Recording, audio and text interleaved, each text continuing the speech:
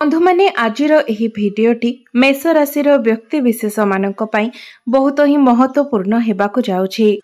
बंधु माने एही वर्षर 6 मास बीती सारिछि।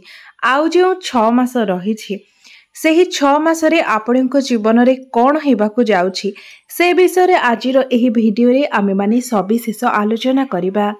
तेबे आजिर एही कार्यक्रमटी अर्धवार्षिक राशिफल उपरे आधारित अटे। जुलाई मासरु डिसेम्बर मास पर्यंत आपणकर जीवन किपरि रहिबो से विषय रे आजिर भिडियो रे आमे माने आलोचना करिबा। तेबे बंधु माने जुलाई ठारू आरंभ करी डिसेम्बर मास पर्यंत प्रत्येक मासरे आपणको सहित कोन हेबो से विषय रे आलोचना करिबा एवं सूर्य शुक्र एवं मंगलंकर गोचर विषय मध्य आलोचना करिबा। सूर्य शुक्र एवं मंगलंकु छाड़ी देले अन्य ग्रह मानकर एही 6 मास भितरे परिवर्तन हेबार कोनोसी भी संभावना नाही। एही 6 मास भितरे आपणको जीवन रे केउ सब परिवर्तन हेबो से विषय रे आलोचना करिबा। आपणकर स्वास्थ्य, शिक्षा, प्रेम, वैवाहिक जीवन, भाग्य, क्यारियर एवं व्यापार वाणिज्य किपरि रहिबो से विषय मध्य आलोचना करिबा। तेबे बंधु माने एही कार्यक्रमटी जन्म राशि एवं चंद्र राशि उपरे आधारित अटे एवं मेष राशि हेउछि राशि चक्रर प्रथम राशि। तेबे बंधु माने जुलाई मासर आरंभ रे आपणकर नवग्रहंकर स्थिति किछि एही परि रहिबो।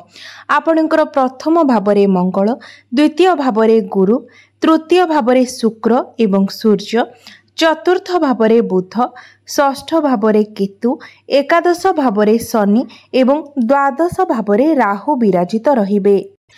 तेबे बंधु माने प्रथमे आमे जानि नेबा आपणकर स्वास्थ्य किपरि रहिबो एही 6 मास रे। तो बंधु माने जुलाई मासर आरंभ रे आपणकर मंगल अछंती आपणकर प्रथम भावरे एवं 13 जुलाई को मंगल आपणकर द्वितीय भाव को गोचर करिवे। से पर्यंत आपणकर स्वास्थ्य जनित कोनोसी भी समस्या देखा जाउ नाही। मात्र 27 अगस्त को मंगल आपणकर तृतीय भाव को गोचर करिवे। 27 अगस्त ठु नै 21 अक्टोबर पर्यंत मंगल आपणकर तृतीय भाव रे रहिवे। तेबे एही समय भितरे आपणको निजर स्वास्थ्य प्रति ध्यान देबार अछि, निजर स्वास्थ्यर जत्न नेबार अछि। तो बंधु माने मंगल जेतेबेले आपणकर तृतीय भाव को आसीबे सेतेबेले आपणको अधिक यात्रा करिबाको पड़ी पारे, भागदौड़ करिबाको पड़ी पारे एवं आपणको उपरे कार्यभार मध्य बढ़ी पारे एवं एही समय आपण अधिक टेंशन ने मध्य रही पारंते एवं एही समय आपणकर इम्यूनिटी सिस्टम मध्य डाउन होई पारे। कारण जेतेबेले भी आपणकर राशिर स्वामी षष्ठ, अष्टम, द्वादश एवं तृतीय भावरे गोचर करिथांती सेतेबेले आपणकर स्वास्थ्य संबंधित किछि समस्या देखा देई थाए। आपणकर इम्यूनिटी सिस्टम डाउन हेबार देखा देई थाए एवं 21 अक्टोबर को मंगल आपणकर चतुर्थ भाव अर्थात केंद्र को गोचर करिवे। केंद्रर स्वामी जेतेबेले केंद्र को चली आसीबे सेतेबेले आपणकर स्वास्थ्य ठीक रहिबो। आपणकर जेउ सब स्वास्थ्य समस्या लागि रहिथिला से सब दूर होई जिवो। 21 अक्टोबर परे आपणकर स्वास्थ्य संबंधित कोनोसी समस्या रहिबो नाही। सेतेबेले आपणकर स्वास्थ्य को नै चिंता करिवार कोनोसी आवश्यकता रहिबो नाही। एबे आसंतु जानिबा आपणकर शिक्षा किपरि रहिबो एही जुलाई रु डिसेम्बर भितरे। तो बंधु माने आपणकर पंचम भावटी होइथाय आपणकर शिक्षार भाव एवं आपणकर पंचम भावर अधिपति हेउछन्ति सूर्य देव एवं सूर्य आपणकर तृतीय भावरे अवस्थान करिछन्ति। 16 जुलाई को सूर्य आपणकर चतुर्थ भाव को गोचर करिवे। 16 जुलाई रु 16 अगस्त पर्यंत आपणकर पाठ पढ़ा पढ़ी एवरेज रहिबो। मात्र 16 अगस्त रु 16 सेप्टेम्बर पर्यंत सूर्य आपणकर पंचम भावरे रहिबे एवं एही समय आपणकर पाठ पढ़ार स्थिति बहुत भल रहिबो। कारण सूर्य सेतेबेले निज गृहरे उपस्थित थिबे। पंचम भावर अधिपति सूर्य देव पंचम भावरे ही रहिथिबे। तो सेतेबेले आपणकर पाठ पढ़ा को नै कोनोसी भी समस्या रहिबो नाही एवं पाठ पढ़ा को नै जदि आपण किछि भी बड़ डिसिजन नेबा पई चाहथिबे तो एही समय आपण निसंकोच नै पारिबे एवं सेथिरे आपणको सफलता मध्य प्राप्ति हेबो। मात्र 16 सेप्टेम्बर रु 16 अक्टोबर जेतेबेले सूर्य आपणकर पंचम भाव को छाड़ी आपणकर षष्ठ भाव को गोचर करिवे सेतेबेले पुणी आपणकर पाठ पढ़ारे समस्या देखादेव। एही समय आपणकर माइंड डाइवर्ट हो पारे, पाठ पढ़ारे आपणकर मन न लगी पारे एवं एही समय मध्यले जदि आपणकर कोनोसी एग्जाम रहुची तो ताहा आपणक पई बहुत टफ होई जिवो। आपणको सेथिरे अधिक परिश्रम करिबाको पड़िबो कारण सेतेबेले आपण बहुत अन्यमनस्क रहिबे एवं आपण पाठ पढ़ारे निजर मन को केंद्रित करि परिबे नाही। एही समय आपण निजर पाकस्थली संबंधित कोनोसी समस्या मध्य होई पारे, तो सेथि प्रति मध्य आपण ध्यान रखिबे। एबे आसंतु जानिबा आपणकर प्रेम जीवन किपरि रहिबो एही 6 मासरे। बंधु माने आपणकर पंचम भावटी शिक्षार भाव हेबा सहित आपणकर प्रेमर भाव मध्य होई थाए। तो आपणकर पंचम भावर अधिपति हेउछन्ति सूर्यदेव।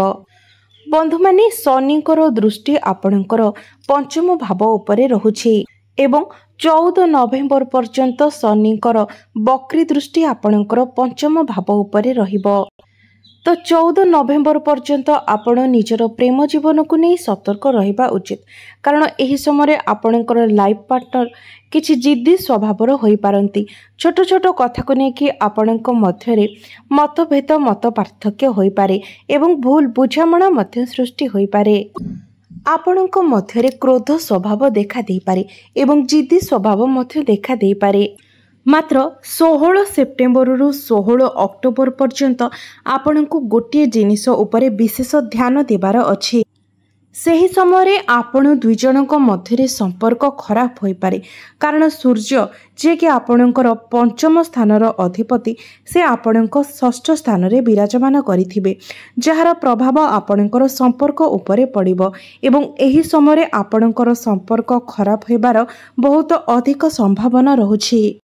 एही 6 मास मध्यरे 16 सेप्टेम्बर रु 16 अक्टोबर पर्यंत आपणको निजर प्रेम जीवन उपरे विशेष रूप से ध्यान देबार अछि। मात्र 16 अगस्त रु 16 सेप्टेम्बर एही समय 6 मास मध्यरे सबुठारे उत्तम समय।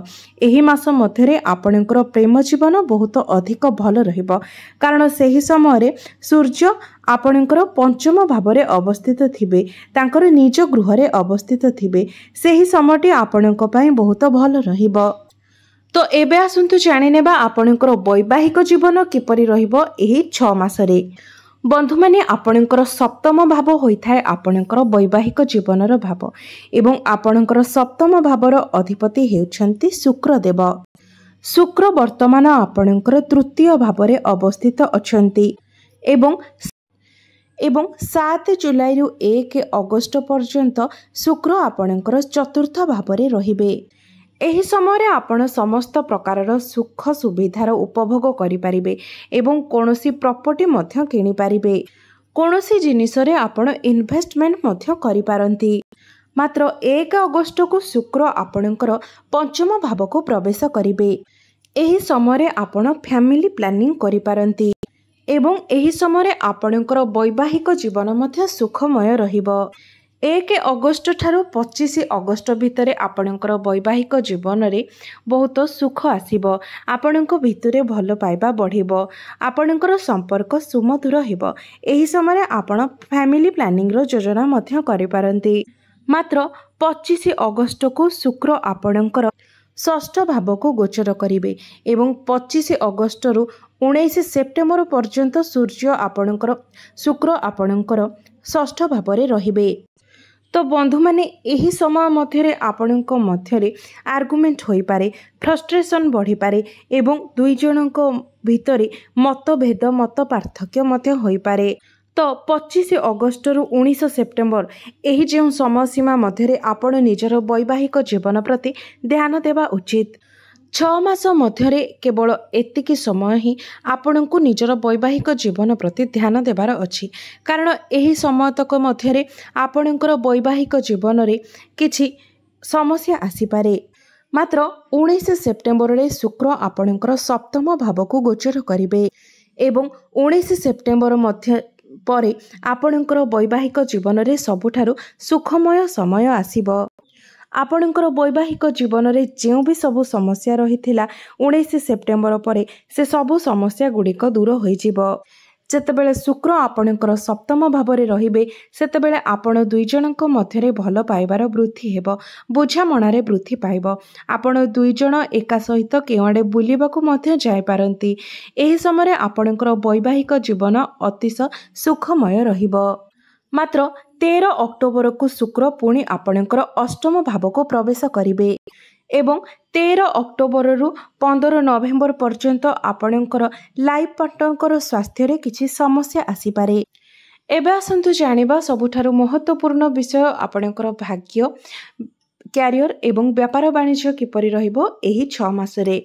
ବନ୍ଧୁମାନେ, ଆପଣଙ୍କର ନବମ ଭାବଟି ହୋଇଥାଏ ଆପଣଙ୍କର ଭାଗ୍ୟର ଭାବ ଏବଂ ଆପଣଙ୍କର ନବମ ଭାବର ଅଧିପତି ହେଉଛନ୍ତି ଦେବଗୁରୁ ବୃହସ୍ପତି ଏବଂ ବର୍ତ୍ତମାନ ଗୁରୁ ଆପଣଙ୍କର ଦ୍ୱିତୀୟ ଭାବରେ ଅବସ୍ଥାନ କରିଛନ୍ତି ଏବଂ ଏହି 6 ମାସ ମଧ୍ୟରେ ଗୁରୁଙ୍କର କୌଣସି ରାଶି ପରିବର୍ତ୍ତନ ମଧ୍ୟ ହେବାର ନାହିଁ।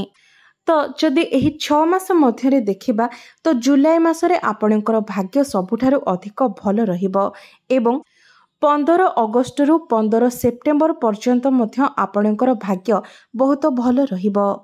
ଯଦି ଏହି ସମୟରେ ଆପଣ କୌଣସି ନୂତନ କାର୍ଯ୍ୟର ଆରମ୍ଭ କରିବା ପାଇଁ ଚାହୁଁଛନ୍ତି, କୌଣସି ବଡ଼ କାର୍ଯ୍ୟ କରିବା ପାଇଁ ଚାହୁଁଛନ୍ତି କିମ୍ବା କୌଣସି ବଡ଼ ଇନଭେଷ୍ଟମେଣ୍ଟ କରିବା ପାଇଁ ଚାହୁଁଛନ୍ତି ତ ଏହି ସମୟ ସୀମା ମଧ୍ୟରେ ଯଦି ଆପଣ କରନ୍ତି ତେବେ ସେଥିରେ ଆପଣଙ୍କୁ ଶୁଭ ଫଳ ପ୍ରାପ୍ତି ହେବ। ଏମିତିରେ ବି ଏହି 6 ମାସ ଯାକ ଆପଣଙ୍କୁ ଭାଗ୍ୟର ସାଥ ମିଳିବ କାରଣ ଗୁରୁ ଆପଣଙ୍କର ଦ୍ୱିତୀୟ ଭାବରେ ଅଛନ୍ତି ଏବଂ ଆପଣଙ୍କର ଭାଗ୍ୟ ଭାବର କନେକ୍ସନ ମଧ୍ୟ ଧନ ଭାବ ସହିତ ହେଉଛି। ଆପଣଙ୍କର ଦ୍ୱିତୀୟ ଭାବଟି ହୋଇଥାଏ ଧନର ଭାବ। ତ ଏହି 6 ମାସ ଯାକ ଆପଣଙ୍କୁ ଆପଣଙ୍କ ଭାଗ୍ୟର ସାଥ ମିଳିବ କାରଣ ଗୁରୁଙ୍କର ଦୃଷ୍ଟି ଆପଣଙ୍କର ଦଶମ ଭାବ ଉପରେ ପଡ଼ୁଛି। ଆପଣ ଏହି ସମୟରେ ଯେଉଁ ବି କାର୍ଯ୍ୟ କରିବେ ସେଥିରେ ପୂର୍ଣ୍ଣ ରୂପରେ ଆପଣଙ୍କୁ ଆପଣଙ୍କ ଭାଗ୍ୟର ସାଥ ମିଳିବ। ଏବେ ଆସନ୍ତୁ ଜାଣିବା ଆପଣଙ୍କର କ୍ୟାରିୟର କିପରି ରହିବ ଏହି 6 ମାସରେ।